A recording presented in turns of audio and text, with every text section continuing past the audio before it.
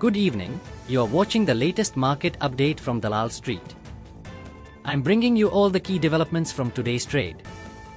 Dalal Street remained under heavy pressure today as bears tightened their grip for the fourth consecutive session.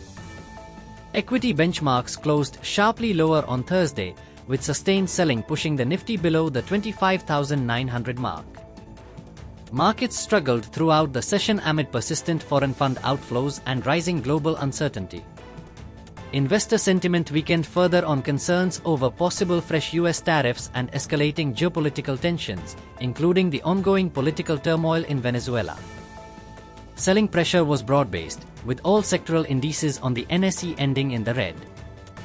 Metal stocks, PSU banks, and energy shares led the decline, while heavyweight stocks continued to drag the benchmarks lower, cutting short any attempts at recovery. Adding to the cautious mood were concerns about a potential growth slowdown in the second half of FY26, prompting investors to stay firmly in risk-off mode. Technical indicators also pointed towards a phase of consolidation, with markets lacking clear near-term triggers. At the close, the S&P BSE Sensex plunged 780 points, or nearly 1%, to 84,180.96. The Nifty 50 dropped 264 points, or just over 1%, to end at 25,876.85. Over the last 4 trading sessions, the Sensex has fallen close to 2%, while the Nifty is down over 1.7%. Among the major laggards today were Larsen & Toubro, TCS, and Reliance Industries, which weighed heavily on the indices. The broader markets underperformed the frontline indices. The BSE Mid-Cap Index declined nearly 2%, while the Small-Cap Index also fell close to 2%. Market breadth was weak. On the BSE, over 3,100 shares declined, while just over 1,000 shares advanced, indicating strong selling pressure across the board. Meanwhile, volatility picked up sharply. The India VIX jumped over 6% to 10.60, reflecting heightened investor nervousness. Turning to stocks in focus. D Development Engineers surged over 6% after the company reported a healthy order book position.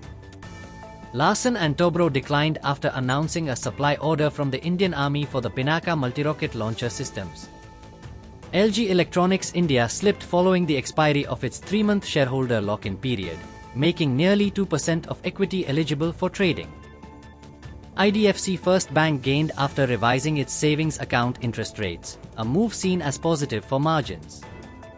Balaji Amines rallied sharply after receiving incentives under Maharashtra's package scheme of incentives for its Solapur expansion.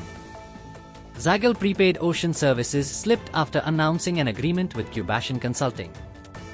Tata Steel declined despite reporting higher crude steel production in the December quarter.